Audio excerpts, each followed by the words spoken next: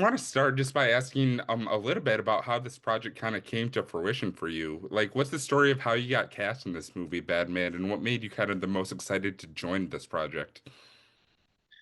I'm not sure if Mike, our writer director, had like always had me in mind for it, but I think he might have. Yeah, I Mm. think, but either way, it was like 3 years ago, I think, that I was sent this script, and it was like I think when I was reading it, I was like, holy shit, he wants me for this.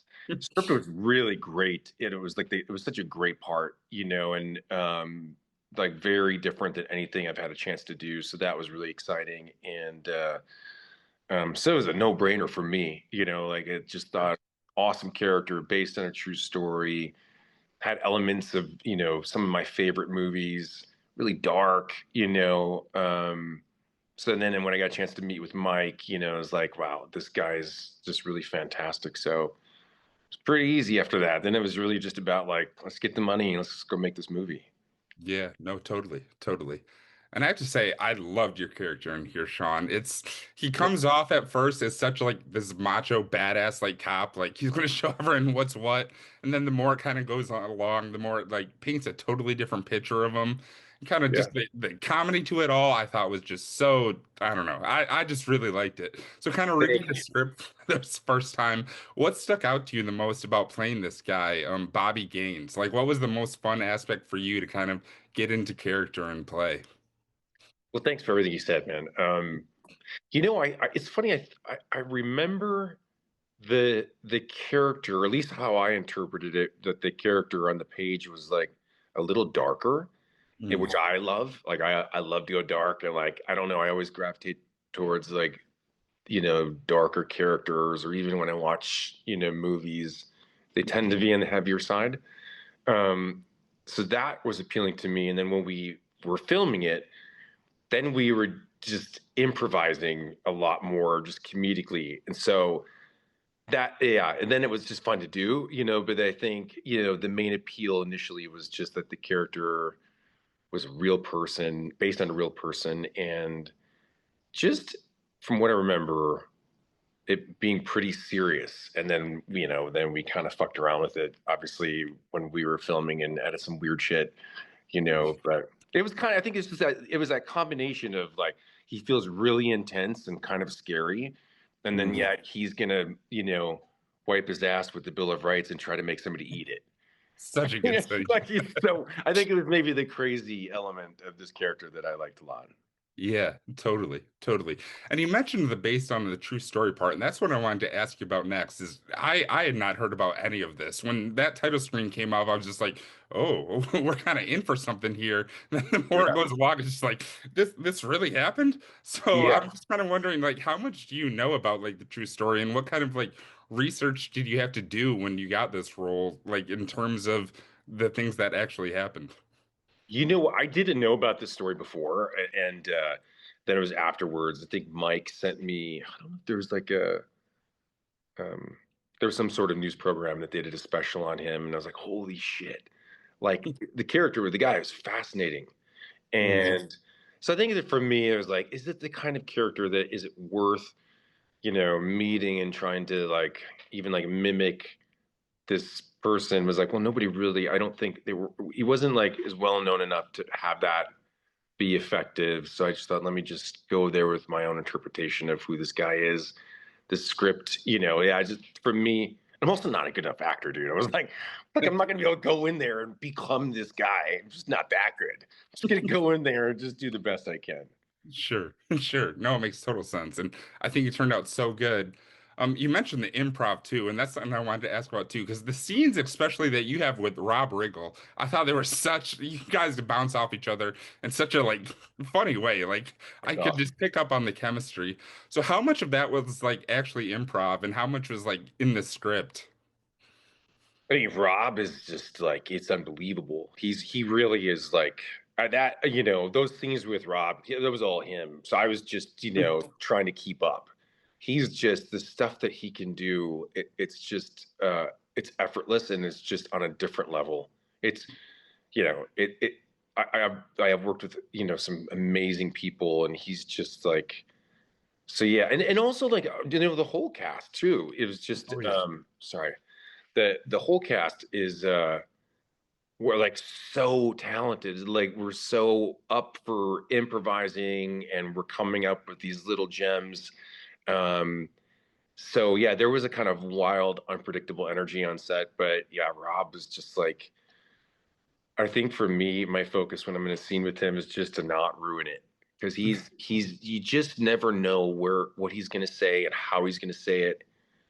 And like when he does a scene and he just you could feel like on a set everybody's just anticipation of what's going to happen and then everybody trying so hard not to screw up the take. I mean he really is just he's insane. He's Yeah. incredible. Yeah. That all comes across like in the movie too. Like I was laughing and you can tell this is probably so much fun to make. So it Yeah, it turned was. out so good. It was. Kind of speaking of the rest of the cast, I also love the scenes when it's with you, Johnny Sims, and the late Chance Perdomo. Because I mean, it's kind of just like the blind leading the blind, where like they're putting your trust in you, but you're maybe not the guy they should be putting their trust into. And like Yeah.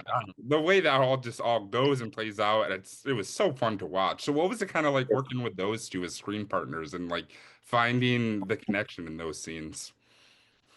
Oh man, I mean, yeah, it was so much fun.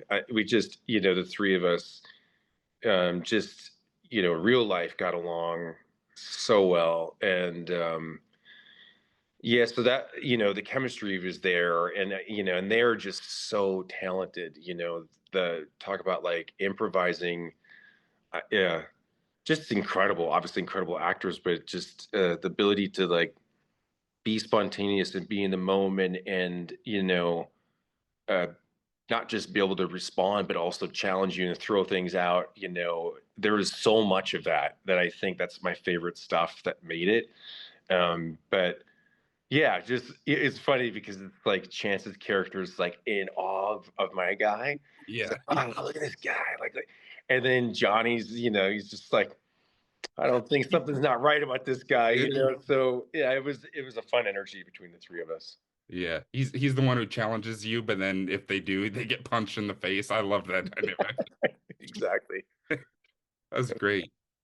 So Yacho mentioned Michael. I'd love to know just kind of what it was working with him because this is his first feature ever, which what a way to come out on. Batman is awesome. So, like, what do you kind of look for when you're boarding a project for like with a first-time director? Like, how do you know that it's gonna work? Well, with Mike, it was just obvious. I mean, he's been doing this for a long time. He's worked on big movies with incredible people, and he's just, insanely smart. And so it did not, when we first met, it didn't seem like a not even close to like having a conversation with a guy who'd never directed a movie before. Right. But I think, with some other things, yeah, you do want to get I've worked with a lot of first time directors, and so um, yeah, there's been sometimes I've gotten off the phone. I'm like, I don't know, I don't know, and you kind of go, I might have to direct myself in this and do the best I can. I'm not sure if this person is totally ready. It's happened a couple times, actually, not with movies that ended up getting made. I don't think. Maybe some that I was attached to, and then they didn't get made, but. Yeah, I think you just kind of want to know, like, do they really know what they're doing? Do they know how to shoot a movie? Do they know like how to work with an actor and how to, all of the stuff that you would imagine, especially when you're like, oh, sorry, 1 second here. Oh, you're all good.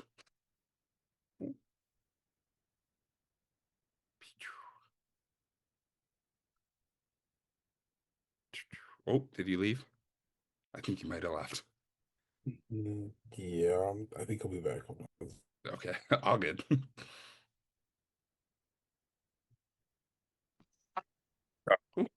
He's Such a dummy. I was just like pushing buttons and like, oh, push the button. I've been there. Sorry. Yeah, but basically, to answer your question, yeah, I think all the questions that you might want to have about working with the first time director, those you probably have the same ones. No, You're sure, like, sure. yeah. No, totally, totally get it. As far as other projects go, I'd love to ask you about American Pie too, because I'm such a fan of the franchise. I'm Mhm. just kind of curious. I mean, I know we had American Reunion in 2012, but do you think that that's like a franchise you'd ever want to revisit? Like, do you think there's more stories to tell there, or do you think that's kind of that time has come and gone? I don't I don't really know. I mean, for me that I love that character so much. So if there was ever, you know, if there's a great script and everybody came back and, we had an opportunity to surprise people, because uh yeah, but I don't know if it'll ever happen. I don't know. I, I think the thing is like they're not really making R-rated comedies that much anymore, so I'm sure it would take a couple R-rated movies to succeed before like studios started to go like, oh, I guess there's an appetite for these types of movies again. But as far as like, you know, being willing to go do that movie and be with all these wonderful people again with this like super fun character, 100%. I mean, Yeah, only sure. if it was a good script, but like, yeah. Right. No, I'm sure. I'm hoping it's especially with the new Naked Gun movie. I hope that just kind of paves the way to, like you said, more R-rated comedies. Yeah, that was awesome. Yeah, Yeah. totally. Sean, I also have to declare myself as maybe one of the biggest fans of the Becky franchise in the entire world. I mean, there That's might be awesome. people there might be people who like it more than me, I don't know, but I love those movies so much. And I think the second one when you're the bad guy, that's so much fun. Thank Um, you. Thanks so yeah. much. That was a Well, lot of fun. oh, it seemed like it. I'm just kind of curious. Do you have like say they made a Becky 3, do you have like a dream casting role or that you would put in that movie? Because I mean, it was first Kevin James and then you. Like, Yeah. have you thought at all who you would like want to come after? You know what? They so I'm friends with the writer directors of the second one, and they were working on a third one, Mhm. and it was Neil Patrick Harris Oh, wow. who was the villain, and I don't remember they weren't able to finish the movie, which really sucks because I Yeah. saw like a teaser like or like a trailer like a rough trailer what they had. It was so good. It was so good. It looked like it was kind of like aesthetically similar to the second one where it felt like a graphic novel. And like, yeah, it sucks. I don't know what happened, but yeah, that was they had Neil Patrick Harris and he was like, I think he was I think he was playing I don't know. He's playing obviously the bad guy and it's just the stuff that I saw, the footage, it looked awesome. So if you love the movie, maybe there's a way to like somehow convince I can't remember his who I can't remember who was making the movie. Maybe they can finish it. Yeah, that is so up my alley. I want to see that so bad now. I love that. That's awesome. Yeah. And Sean, just one last question for you. I also wanted to just ask about Shifting Gears because that show became such a phenomenon in terms of the sitcom world after that first season. And now you got season two coming out just next month. Now that you kind of had more time with Tim Allen and Kat Dennings, what can we kind of expect for this season two? Thanks for the love, man. I love this show so much. It's the most fun. I had no idea how much fun a sitcom would be. Um, but you know what? So we're 3 episodes in, and it seems like with most shows, like the first season, especially with these kinds of shows, they're just trying to figure out like what works and how to write for certain actors and or what sucks. And I can tell in the second season that like just like the writing, it's like that. Yeah, I guess they have more information to figure out how to write effectively for not just the story, but for the actors. And I think it's really, really funny. I'm really excited for people to see it. I hope people love it because I love doing it, so I hope that I hope that we get a chance to do this for a while. But yeah, I mean, it's amazing. I'm here now and it's like I go down to the stage and every day I get to see Tim Allen. And we're talking about football. I'm like, I'm talking football with Tim Allen. No big deal, you know? I mean, that's pretty cool. That's Yeah, pretty no, cool. it's super cool. I go home and I'm like, come on, this is insane, Yeah. And the whole cast, bro, it's like literally was talking to Tim Allen about the Detroit Lions today, and he got mad at me for bringing up the game because they lost. Yep. I'm And from Michigan, so oh, you are? Okay. I'm yeah. from Minnesota. But yeah, he was like, why'd you bring that up? Go away. I'm like, Yeah. It's yeah, a you're rough right. talking point over here. Yeah. That's awesome.